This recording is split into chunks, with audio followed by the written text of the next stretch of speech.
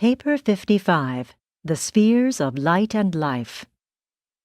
The age of light and life is the final evolutionary attainment of a world of time and space.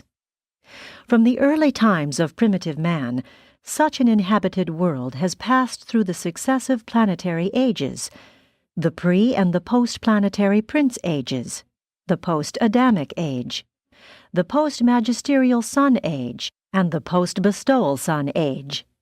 And then is such a world made ready for the culminating evolutionary attainment, the settled status of light and life, by the ministry of the successive planetary missions of the Trinity Teacher Sons, with their ever-advancing revelations of divine truth and cosmic wisdom. In these endeavors, the Teacher Sons enjoy the assistance of the brilliant evening stars always, and the Melchizedeks sometimes, in establishing the final planetary age. This era of light and life, inaugurated by the Teacher Sons at the conclusion of their final planetary mission, continues indefinitely on the inhabited worlds. Each advancing stage of settled status may be segregated by the judicial actions of the magisterial sons into a succession of dispensations, but all such judicial actions are purely technical, in no way modifying the course of planetary events. Only those planets which attain existence in the main circuits of the superuniverse are assured of continuous survival, but as far as we know, these worlds settled in light and life are destined to go on throughout the eternal ages of all future time. There are 7 stages in the unfoldment of the era of light and life on an evolutionary world, and in this connection it should be noted that the worlds of the spirit-fused mortals evolve along lines identical with those of the adjuster fusion series. These 7 stages of light and life are: 1. The first, or planetary stage. 2. The second, or system stage. 3. The third, or constellation stage. 4. The fourth, or local universe stage. 5. The fifth, or minor sector stage. The sixth, or major sector stage. 7. The seventh, or superuniverse stage. At the conclusion of this narrative, these stages of advancing development are described as they relate to the universe organization, but the planetary values of any stage may be attained by any world quite independent of the development of other worlds or of the superplanetary levels of universe administration. 1. The Urantia Temple. The presence of a Urantia temple at the capital of an inhabited world is the certificate of the admission of such a sphere to the settled ages of light and life. Before the Teacher Sons leave a world at the conclusion of their terminal mission, they inaugurate this final epoch of evolutionary attainment. They preside on that day when the Holy Temple comes down upon earth. This event, signalizing the dawn of the era of light and life, is always honored by the personal presence of the Paradise Bestowal Son of that planet, who comes to witness this great day. There in this temple of unparalleled beauty, this bestowal son of paradise proclaims the long-time planetary prince as the new planetary sovereign, and invests such a faithful Lenanandek son with new powers and extended authority over planetary affairs. The system sovereign is also present and speaks in confirmation of these pronouncements. A Urantia temple has 3 parts. Centermost is the sanctuary of the Paradise Bestowal Son. On the right is the seat of the former planetary prince, now planetary sovereign. And when present in the temple, this Lenanandek Son is visible to the more spiritual individuals of the realm. On the left is the seat of the acting chief of Finaliters attached to the planet. Although the planetary temples have been spoken of as coming down from heaven, in reality, no actual material is transported from the system headquarters. The architecture of each is worked out in miniature on the system capital, and the Urantia power supervisors subsequently bring these approved plans to the planet. Here, in association with the master physical controllers, they proceed to build the Urantia temple according to specifications. The average Urantia temple seats about 300,000 spectators. These edifices are not used for worship, play, or for receiving broadcasts. They are devoted to the special ceremonies of the planet, such as communications with the system's sovereign or with the Most Highs, special visualization ceremonies designed to reveal the personality presence of spirit beings, and silent cosmic contemplation. The schools of cosmic philosophy here conduct their graduation exercises, and here also do the mortals of the realm receive planetary recognition for achievements of high social service and for other outstanding attainments. Such a Urantia temple also serves as the place of assembly for witnessing the translation of living mortals to the Urantia existence. It is because the translation temple is composed of Urantia material that it is not destroyed by the blazing glory of the consuming fire, which so completely obliterates the physical bodies of those mortals who therein experience final fusion with their divine adjusters. On a large world, these departure flares are almost continuous, and as the number of translations increases, subsidiary Urantia life shrines are provided in different areas of the planet. Not long since, I sojourned on a world in the far north whereon 25 Urantia shrines were functioning. On pre-settled worlds, planets without Urantia temples, these fusion flashes many times occur in the planetary atmosphere, where the material body of a translation candidate is elevated by the midway creatures and the physical controllers. 2. Death and translation.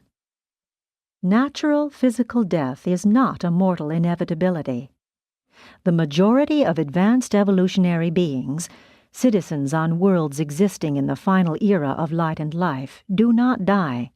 They are translated directly from the life in the flesh to the Urantia existence.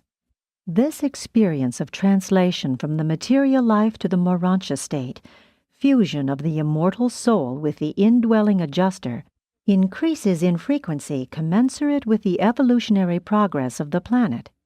At first, only a few mortals in each age attain translation levels of spiritual progress, but with the onset of the successive ages of the teacher sons, more and more adjuster fusions occur before the termination of the lengthening lives of these progressing mortals, and by the time of the terminal mission of the teacher sons, approximately 1/4 of these superb mortals are exempt from natural death. Farther along in the era of light and life, the midway creatures, or their associates, sense the approaching status of probable soul adjuster union and signify this to the destiny guardians, who in turn communicate these matters to the finaliter group, under whose jurisdiction this mortal may be functioning. Then there is issued the summons of the planetary sovereign for such a mortal to resign all planetary duties, bid farewell to the world of his origin, and repair to the inner temple of the planetary sovereign, there to await Urantia transit, the translation flash, from the material domain of evolution to the Urantia level of pre-spirit progression.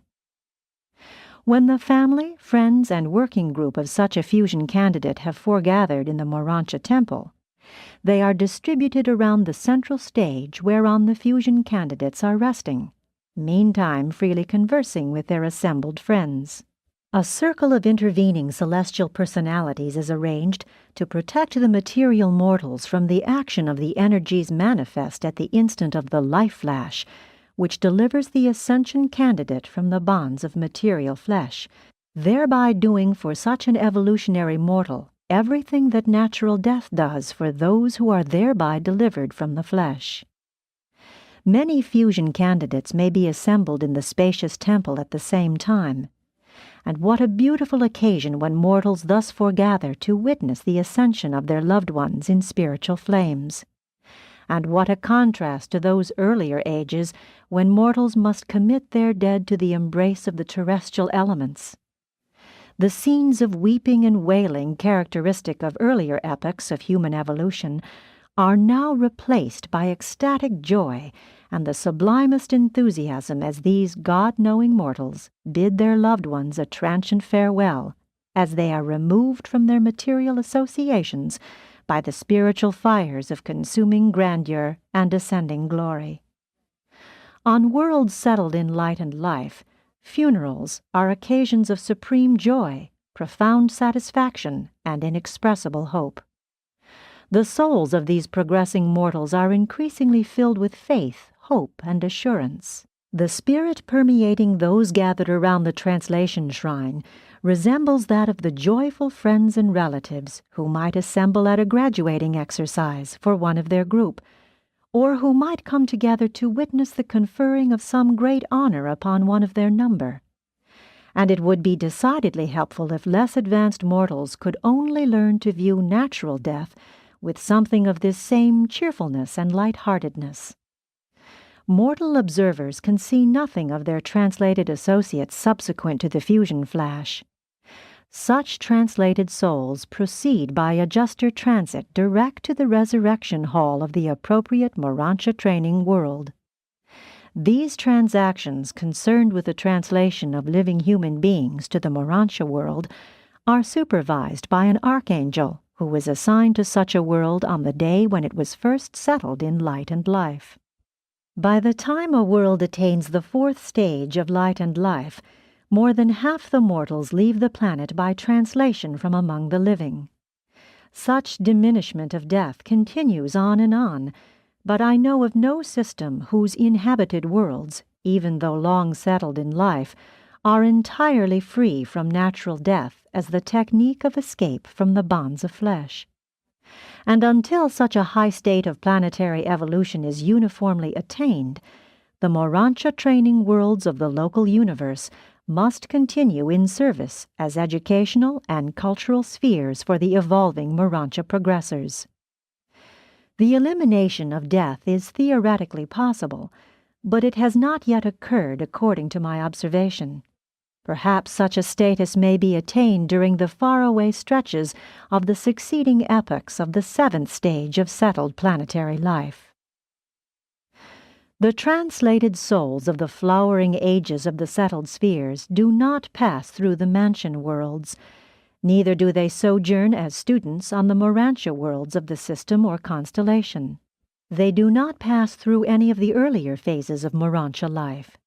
They are the only ascending mortals who so nearly escape the Urantia transition from material existence to semi-spirit status. The initial experience of such sun-seized mortals in the ascension career is in the services of the progression worlds of the universe headquarters. And from these study worlds of Salvington they go back as teachers to the very worlds they passed by, subsequently going on inward to paradise by the established route of mortal ascension. Could you but visit a planet in an advanced stage of development, you would quickly grasp the reasons for providing for the differential reception of ascending mortals on the mansion and higher Urantia worlds. You would readily understand that beings passing on from such highly evolved spheres are prepared to resume their paradise ascent far in advance of the average mortal arriving from a disordered and backward world like Urantia. No matter from what level of planetary attainment human beings may ascend to the Urantia worlds, the seven mansion spheres afford them ample opportunity to gain an experience as teacher-students, all of everything which they failed to pass through because of the advanced status of their native planets. The universe is unfailing in the application of these equalizing techniques, designed to ensure that no ascender shall be deprived of aught which is essential to his ascension experience. 3. The Golden Ages. During this age of light and life, the world increasingly prospers under the fatherly rule of the planetary sovereign. By this time, the worlds are progressing under the momentum of one language, one religion, and, on normal spheres, one race. But this age is not perfect. These worlds still have well-appointed hospitals, homes for the care of the sick. There still remain the problems of caring for accidental injuries and the inescapable infirmities attendant upon the decrepitude of old age and the disorders of senility. Disease has not been entirely vanquished, neither have the earth animals been subdued in perfection, but such worlds are like paradise in comparison with the early times of primitive man during the pre-planetary Prince Age. You would instinctively describe such a realm, could you be suddenly transported to a planet in this stage of development, as heaven on earth. Human government in the conduct of material affairs continues to function throughout this age of relative progress and perfection. The public activities of a world in the first stage of light and life which I recently visited were financed by the tithing technique. Every adult worker, and all able-bodied citizens worked at something, paid 10% of his income or increase to the public treasury, and it was dispersed as follows. 1. 3% was expended in the promotion of truth, science, education, and philosophy. 2. 3% was devoted to beauty, play, social leisure, and art. 3. 3% was dedicated to goodness, social service, altruism, and religion. 4. 1% was assigned to the insurance reserves against the risk of incapacity for labor resultant from accident, disease, old age, or unpreventable disasters. The natural resources of this planet were administered as social possessions, community property. On this world, the highest honor conferred upon a citizen was the Order of Supreme Service, being the only degree of recognition ever to be granted in the Urantia temple. This recognition was bestowed upon those who had long distinguished themselves in some phase of supermaterial discovery or planetary social service. The majority of social and administrative posts were held jointly by men and women. Most of the teaching was also done jointly. Likewise, all judicial trusts were discharged by similar associated couples. On these superb worlds, the childbearing period is not greatly prolonged. It is not best for too many years to intervene between the ages of a family of children. When close together in age, children are able to contribute much more to their mutual training. And on these worlds they are magnificently trained by the competitive systems of keen striving in the advanced domains and divisions of diverse achievement in the mastery of truth, beauty, and goodness. Never fear but that even such glorified spheres present plenty of evil, real and potential, which is stimulative of the choosing between truth and error, good and evil, sin and righteousness. Nevertheless, there is a certain inevitable penalty attaching to mortal existence on such advanced evolutionary planets. When a settled world progresses beyond the third stage of light and life, all ascenders are destined, before attaining the minor sector, to receive some sort of transient assignment on a planet passing through the earlier stages of evolution. Each of these successive ages represents advancing achievements in all phases of planetary attainment. In the initial age of light, the revelation of truth was enlarged to embrace the workings of the universe of universes, while the deity study of the second age is the attempt to master the protean concept of the nature, mission, ministry, associations, origin, and destiny of the Creator Sons, the first level of God the Sevenfold. A planet the size of Urantia, when fairly well settled, would have about 100 sub-administrative centers. These subordinate centers would be presided over by one of the following groups of qualified administrators. 1. Young material sons and daughters brought from the system headquarters to act as assistants to the ruling Adam and Eve. 2. The progeny of the semi-mortal staff of the planetary prince, who were procreated on certain worlds for this and other similar responsibilities. 3. The direct planetary progeny of Adam and Eve. 4. Materialized and humanized midway creatures. 5. Mortals of adjuster fusion status who, upon their own petition, are temporarily exempted from translation by the order of the personalized adjuster of universe chieftainship in order that they may continue on the planet in certain important administrative posts. 6.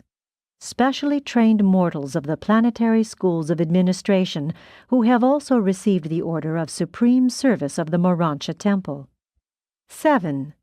Certain elective commissions of 3 properly qualified citizens who are sometimes chosen by the citizenry by direction of the planetary sovereign in accordance with their special ability to accomplish some definite task which is needful in that particular planetary sector.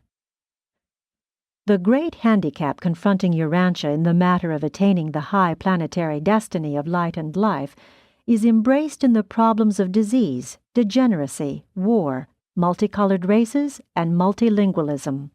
No evolutionary world can hope to progress beyond the first stage of settledness in light until it has achieved one language, one religion, and one philosophy. Being of one race greatly facilitates such achievement, but the many peoples of Urantia do not preclude the attainment of higher stages. 4. Administrative readjustments. In the successive stages of settled existence, the inhabited worlds make marvelous progress under the wise and sympathetic administration of the volunteer corps of the finality, ascenders of paradise attainment who have come back to minister to their brethren in the flesh. These finalators are active in cooperation with the Trinity teacher sons, but they do not begin their real participation in world affairs until the Urantia Temple appears on earth. Upon the formal inauguration of the planetary ministry of the core of the finality, the majority of the celestial hosts withdraw. But the seraphic guardians of destiny continue their personal ministry to the progressing mortals in light. Indeed, such angels come in ever-increasing numbers throughout the settled ages, since larger and larger groups of human beings reach the third cosmic circle of coordinate mortal attainment during the planetary lifespan.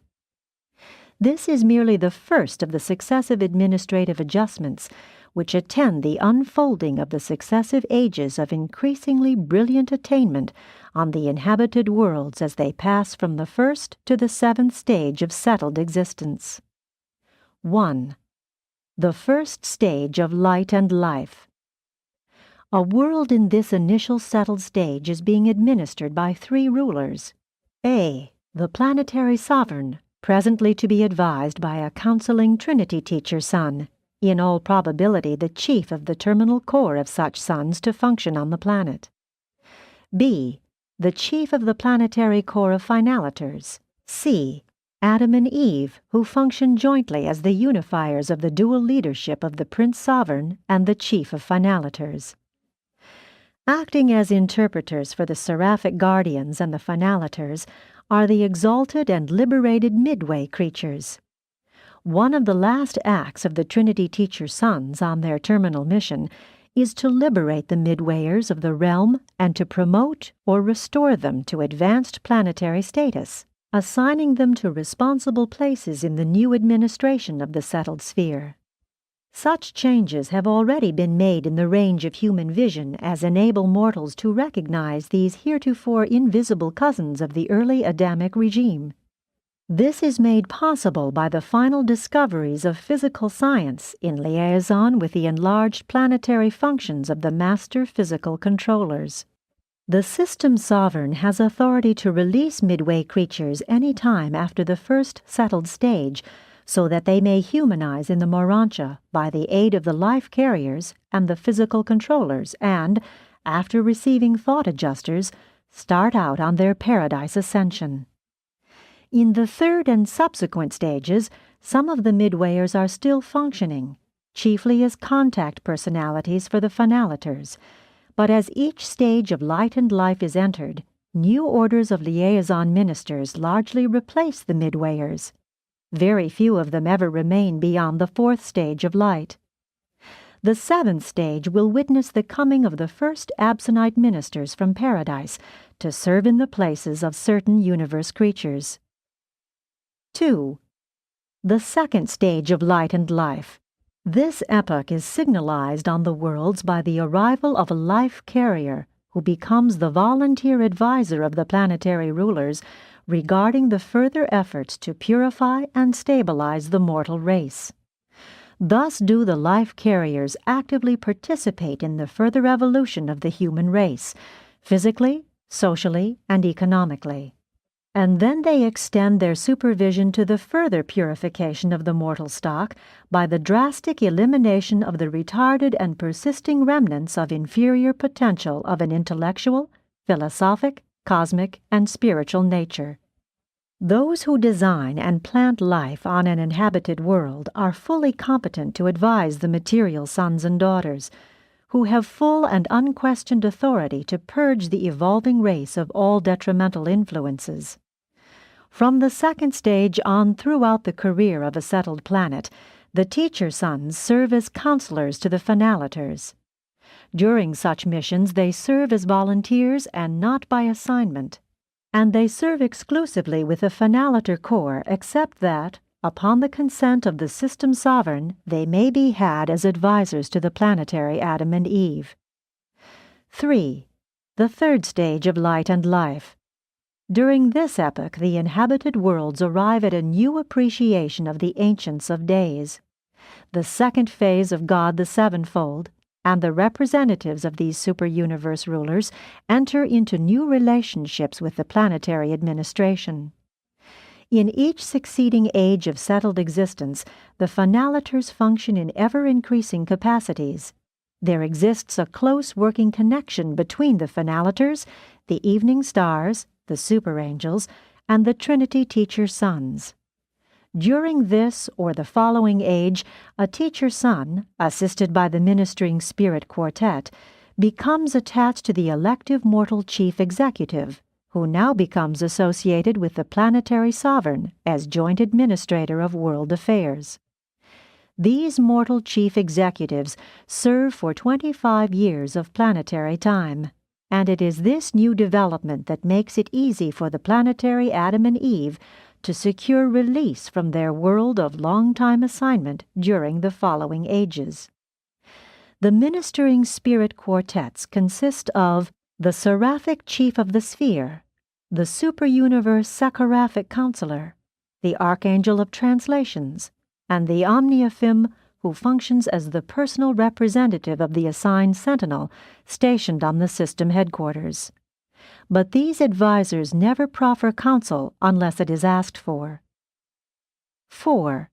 The fourth stage of light and life. On the worlds, the Trinity teacher sons appear in new roles, assisted by the creature trinitized sons so long associated with their order. They now come to the worlds as volunteer counselors and advisors to the planetary sovereign and his associates. Such couples, Paradise Havona trinitized sons and Ascender trinitized sons, represent differing universe viewpoints and diverse personal experiences, which are highly serviceable to the planetary rulers. At any time after this age, the planetary Adam and Eve can petition the sovereign Creator Son for release from planetary duties in order to begin their paradise ascent.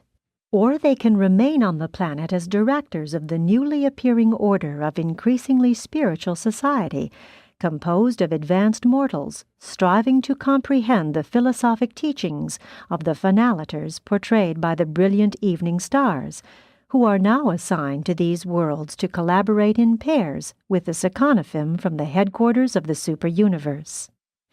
The finaliters are chiefly engaged in initiating the new and supramaterial activities of society, social, cultural, philosophic, cosmic, and spiritual. As far as we can discern, they will continue this ministry far into the seventh epoch of evolutionary stability, when, possibly, they may go forth to minister in outer space, whereupon we conjecture their places may be taken by absonite beings from paradise. 5. The fifth stage of light and life. The readjustments of this stage of settled existence pertain almost entirely to the physical domains and are of primary concern to the master physical controllers. 6. The sixth stage of light and life witnesses the development of new functions of the mind circuits of the realm. Cosmic wisdom seems to become constitutive in the universe ministry of mind. 7. The seventh stage of light and life. Early in the seventh epoch, the Trinity Teacher-Counselor of the planetary sovereign is joined by a volunteer advisor sent by the Ancients of Days, and later on they will be augmented by a third counselor coming from the super-universe Supreme Executive. During this epoch, if not before, Adam and Eve are always relieved of planetary duties. If there is a material son in the finaliter core, he may become associated with the mortal chief executive, and sometimes it is a Melchizedek who volunteers to function in this capacity. If a midwayer is among the finaliters, all of that order remaining on the planet are immediately released. Upon obtaining release from their age-long assignment, a planetary Adam and Eve may select careers as follows. 1. They can secure planetary release, and from the universe headquarters start out immediately on the paradise career, receiving thought adjusters at the conclusion of the Urantia experience. 2. Very often a planetary Adam and Eve will receive adjusters while yet serving on a world settled in light, concomitant with the receiving of adjusters by some of their imported pure-line children who have volunteered for a term of planetary service. Subsequently, they may all go to universe headquarters and there begin the paradise career. 3. A planetary Adam and Eve may elect, as do material sons and daughters from the system capital, to go direct to the Midsonite world for a brief sojourn, there to receive their adjusters. 4. They may decide to return to the system headquarters, there for a time to occupy seats on the Supreme Court, after which service they will receive adjusters and begin the paradise ascent. 5. They may choose to go from their administrative duties back to their native world, to serve as teachers for a season, and to become adjuster indwelt at the time of transfer to the universe headquarters. Throughout all of these epochs, the imported assisting material sons and daughters exert a tremendous influence on the progressing social and economic orders. They are potentially immortal, at least until such time as they elect to humanize, receive adjusters, and start for paradise. On the evolutionary worlds, a being must humanize to receive a thought adjuster. All ascendant members of the mortal core of finaliters have been adjuster indwelt and fused, except seraphim, and they are father indwelt by another type of spirit at the time of being mustered into this core. 5. The acme of material development. Mortal creatures living on a sin-stricken, evil-dominated, self-seeking, isolated world, such as Urantia, can hardly conceive of the physical perfection, the intellectual attainment, and the spiritual development which characterize these advanced epochs of evolution on a sinless sphere. The advanced stages of a world settled in light and life represent the acme of evolutionary material development. On these cultured worlds, gone are the idleness and friction of the earlier primitive ages. Poverty and social inequality have all but vanished, degeneracy has disappeared, and delinquency is rarely observed. Insanity has practically ceased to exist, and feeble-mindedness is a rarity. The economic, social, and administrative status of these worlds is of a high and perfected order. Science, art, and industry flourish, and society is a smoothly working mechanism of high material, intellectual, and cultural achievement. Industry has been largely diverted to serving the higher aims of such a superb civilization. The economic life of such a world has become ethical. War has become a matter of history, and there are no more armies or police forces. Government is gradually disappearing. Self-control is slowly rendering laws of human enactment obsolete. The extent of civil government and statutory regulation in an intermediate state of advancing civilization is in inverse proportion to the morality and spirituality of the citizenship. Schools are vastly improved, and are devoted to the training of mind and the expansion of soul. The art centers are exquisite and the musical organizations superb. The temples of worship with their associated schools of philosophy and experiential religion are creations of beauty and grandeur. The open-air arenas of worship assembly are equally sublime in the simplicity of their artistic appointment. The provisions for competitive play, humor, and other phases of personal and group achievements are ample and appropriate.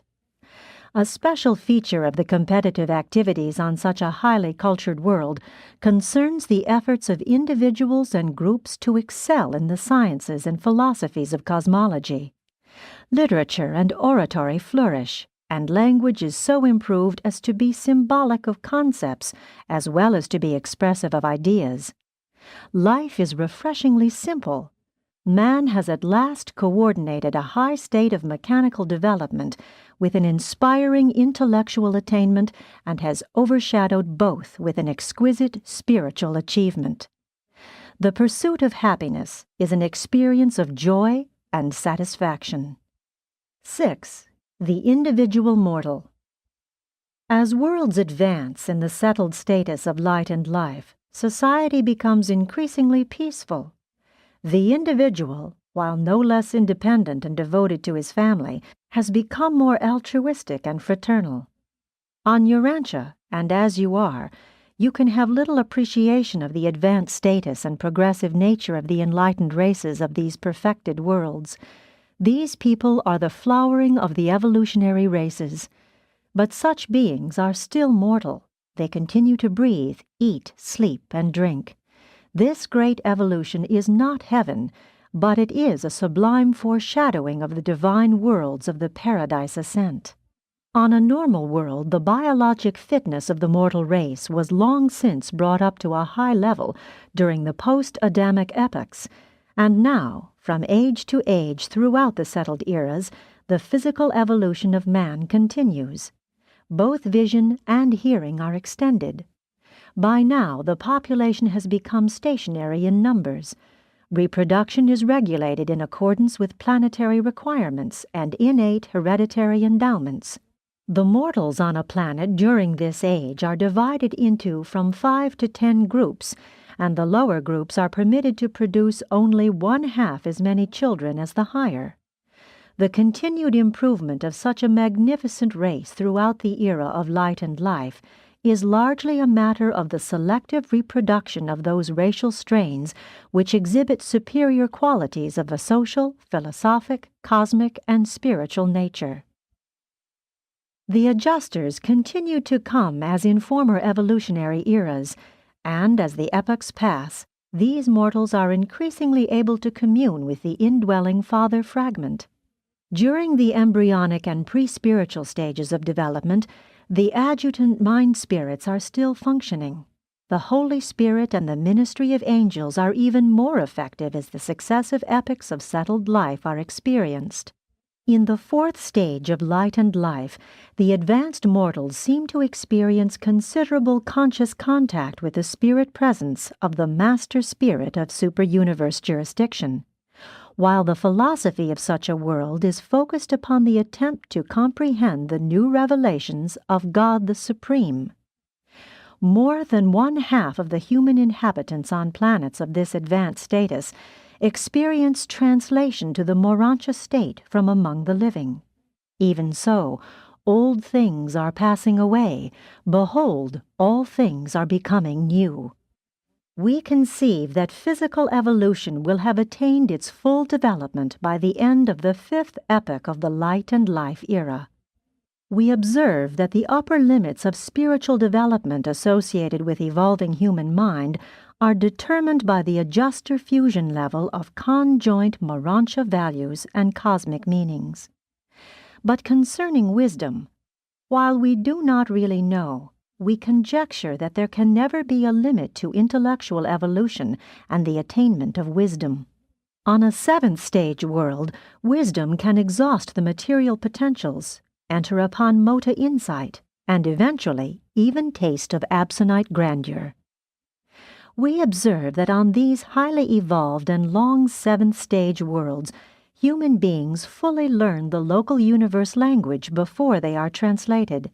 And I have visited a few very old planets where abundanters were teaching the older mortals the tongue of the super-universe. And on these worlds I have observed the technique whereby the Absonite personalities reveal the presence of the finaliters in the Urantia temple. This is the story of the magnificent goal of mortal striving on the evolutionary worlds, and it all takes place even before human beings enter upon their Urantia careers. All of this splendid development is attainable by material mortals on the inhabited worlds, the very first stage of that endless and incomprehensible career of paradise ascension and divinity attainment. But can you possibly imagine what sort of evolutionary mortals are now coming up from worlds long existing in the seventh epoch of settled light and life? It is such as these who go on to the Urantia worlds of the local universe capital to begin their ascension careers. If the mortals of distraught Urantia could only view one of these more advanced worlds long settled in light and life, they would never more question the wisdom of the evolutionary scheme of creation. Were there no future of eternal creature progression, still the superb evolutionary attainments of the mortal races on such settled worlds of perfected achievement would amply justify man's creation on the worlds of time and space. We often ponder, if the grand universe should be settled in light and life, would the ascending exquisite mortals still be destined to the core of the finality? But we do not know. 7. The first or planetary stage. This epoch extends from the appearance of the Urantia temple at the new planetary headquarters to the time of the settling of the entire system in light and life. This age is inaugurated by the Trinity teacher sons at the close of their successive world missions, when the planetary prince is elevated to the status of planetary sovereign by the mandate and personal presence of the paradise bestowal son of that sphere. Concomitant therewith, the finaliters inaugurate their active participation in planetary affairs. To outward and visible appearances, the actual rulers or directors of such a world settled in light and life are the material son and daughter, the planetary Adam and Eve.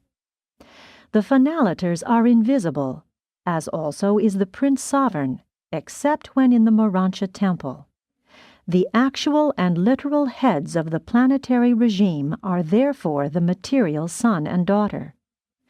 It is the knowledge of these arrangements that has given prestige to the idea of kings and queens throughout the universe realms. And kings and queens are a great success under these ideal circumstances, when a world can command such high personalities to act in behalf of still higher but invisible rulers. When such an era is attained on your world, no doubt Macaventa Melchizedek, now the vicegerent planetary prince of Urantia, will occupy the seat of the planetary sovereign, and it has long been conjectured on Jerusalem that he will be accompanied by a son and daughter of the Urantia Adam and Eve, who are now held on Edentia as wards of the Most Highs of Norlashadek. These children of Adam might so serve on Urantia in association with the Melchizedek sovereign, since they were deprived of procreative powers almost 37,000 years ago, at the time they gave up their material bodies on Urantia in preparation for transit to Edentia.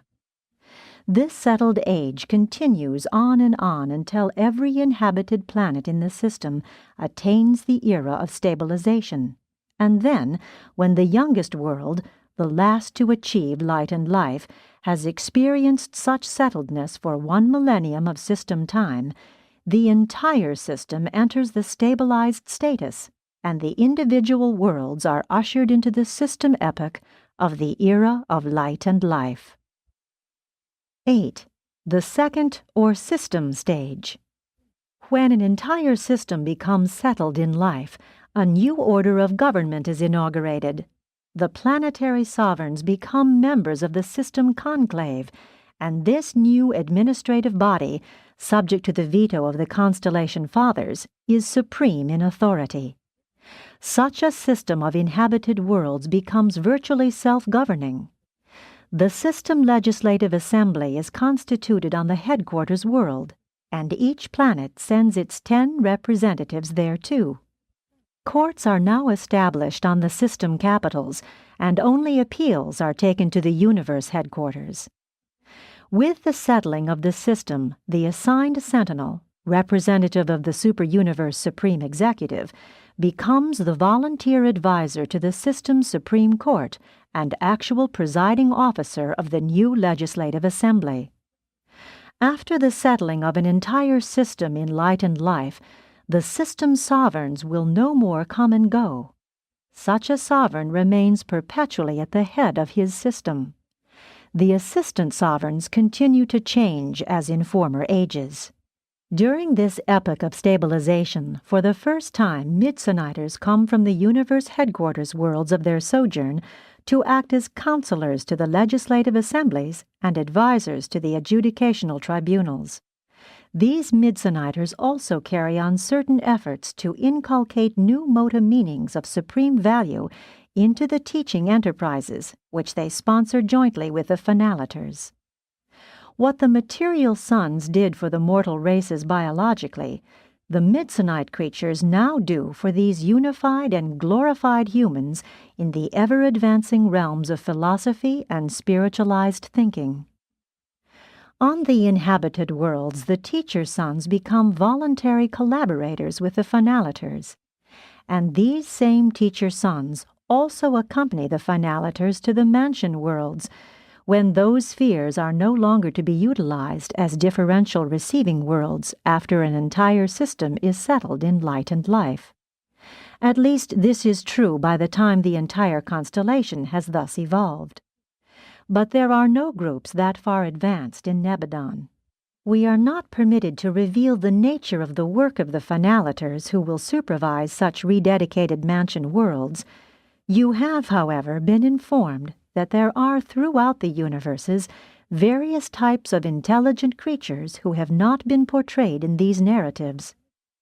And now, as the systems one by one become settled in light by virtue of the progress of their component worlds, the time comes when the last system in a given constellation attains stabilization, and the universe administrators, the Master Sun, the Union of Days, and the Bright and Morning Star, arrive on the capital of the constellation to proclaim the Most Highs the unqualified rulers of the newly perfected family of 100 settled systems of inhabited worlds.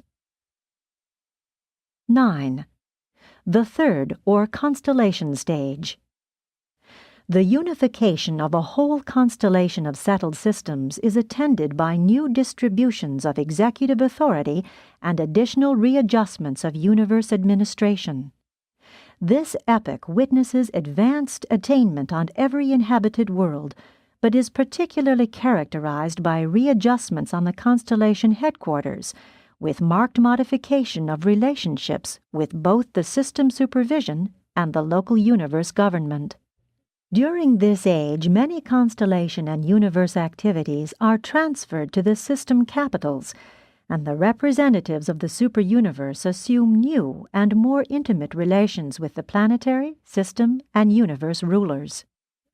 Concomitant with these new associations, certain super-universe administrators establish themselves on the constellation capitals as volunteer advisors to the Most High Fathers. When a constellation is thus settled in light, the legislative function ceases, and the House of System Sovereigns, presided over by the Most Highs, functions instead. Now, for the first time, such administrative groups deal directly with the super-universe government in matters pertaining to Havona and Paradise relationships. Otherwise, the constellation remains related to the local universe as before. From stage to stage in the settled life, the Unificatia continue to administer the constellation Urantia worlds. As the ages pass, the constellation fathers take over more and more of the detailed administrative or supervising functions, which were formerly centered on the universe headquarters. By the attainment of the 6th stage of stabilization, these unified constellations will have reached the position of well-nigh complete autonomy. Entrance upon the seventh stage of settledness will no doubt witness the exaltation of these rulers to the true dignity signified by their names, the Most Highs. To all intents and purposes, the constellations will then deal directly with the super-universe rulers, while the local universe government will expand to grasp the responsibilities of new grand universe obligations. 10. The fourth, or local universe stage.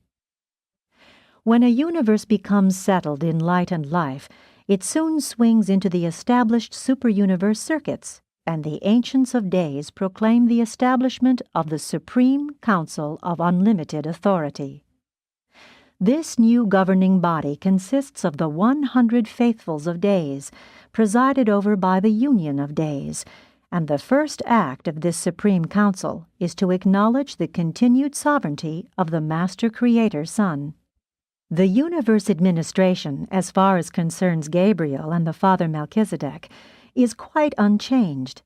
This Council of Unlimited Authority is chiefly concerned with the new problems and the new conditions arising out of the advanced status of light and life. The Associate Inspector now mobilizes all assigned sentinels to constitute the stabilization core of the local universe, and asks the Father Melchizedek to share its supervision with him. And now, for the first time, a corps of the inspired Trinity spirits are assigned to the service of the Union of Days.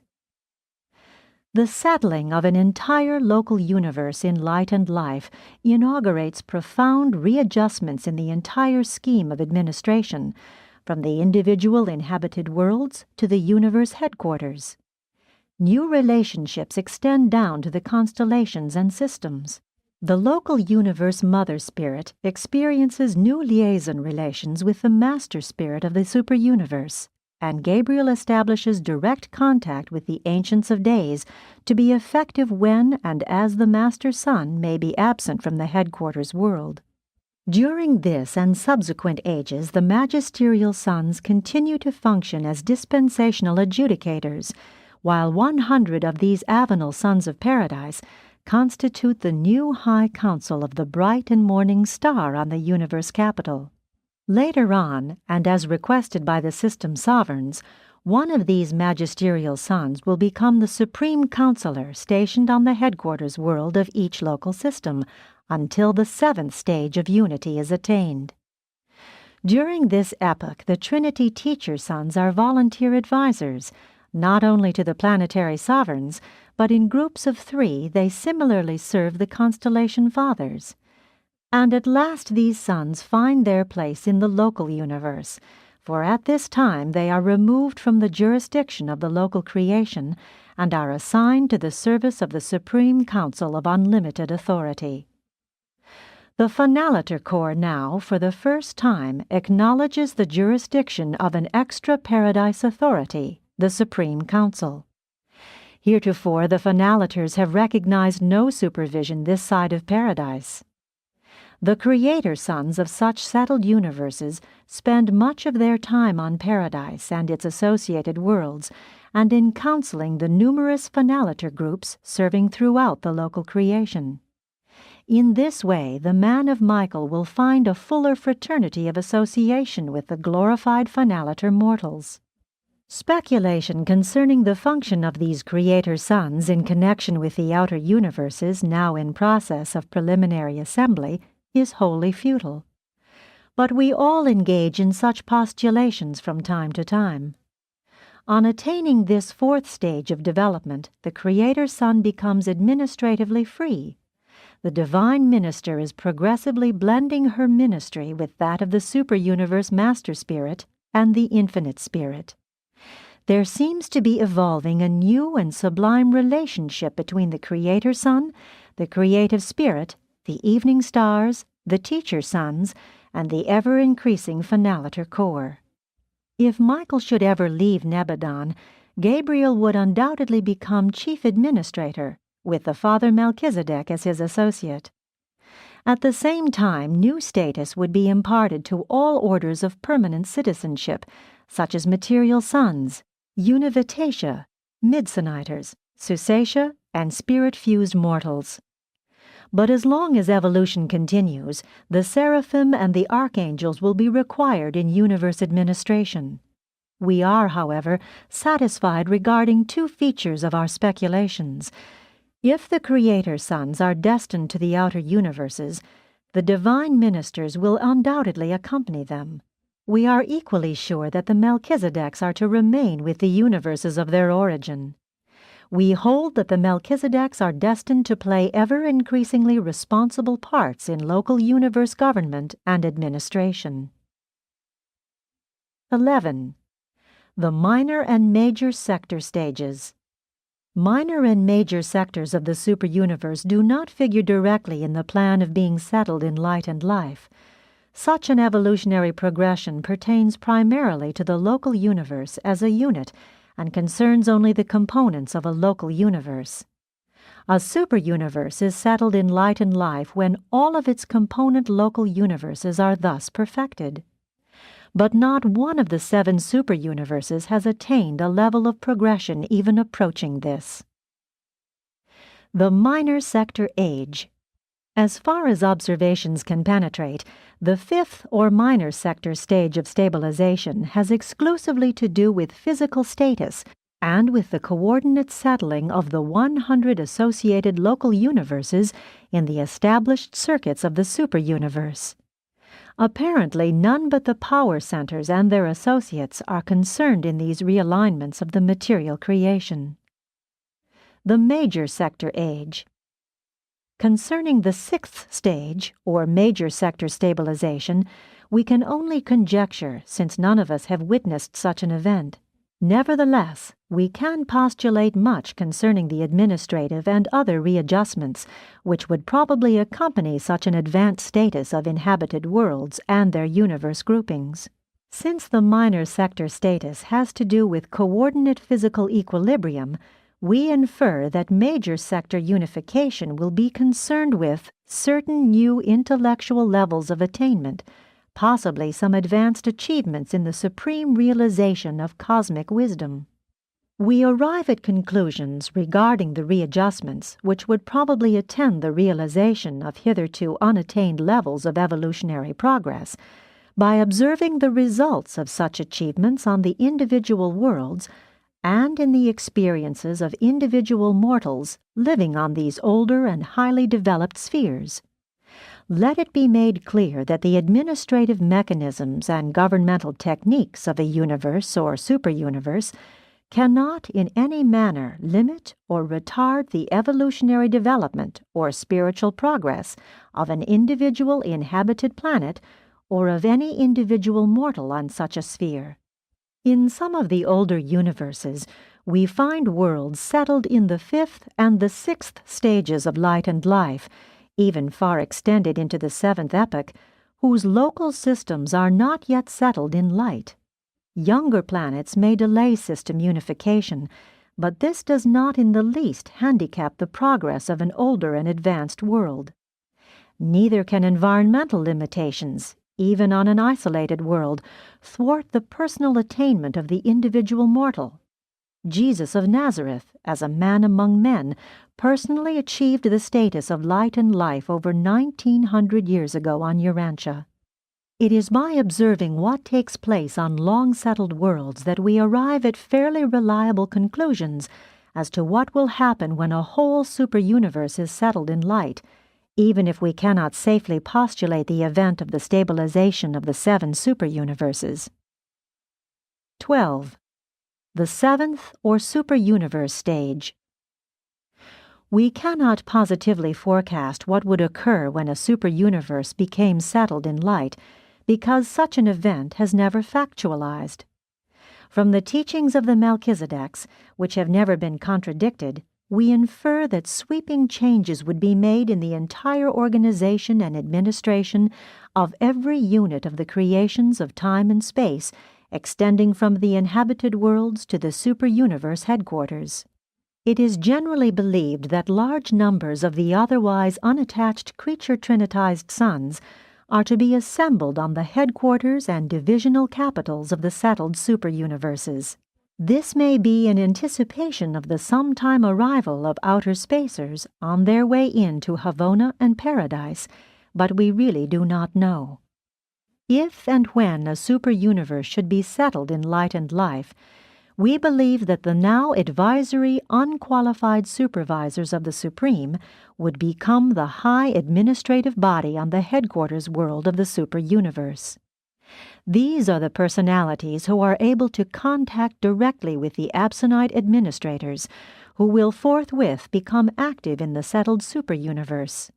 Although these unqualified supervisors have long functioned as advisors and counselors in advanced evolutionary units of creation, they do not assume administrative responsibilities until the authority of the Supreme Being becomes sovereign.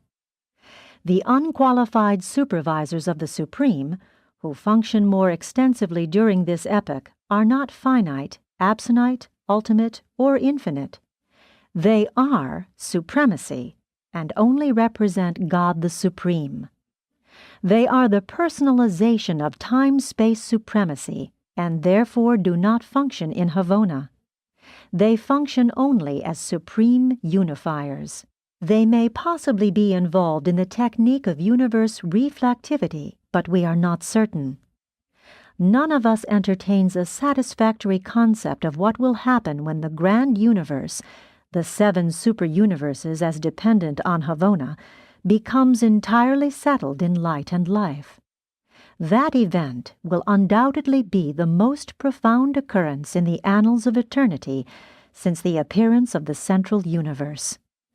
There are those who hold that the Supreme Being himself will emerge from the Havona mystery enshrouding his spirit person and will become residential on the headquarters of the 7th superuniverse as the almighty and experiential sovereign of the perfected creations of time and space.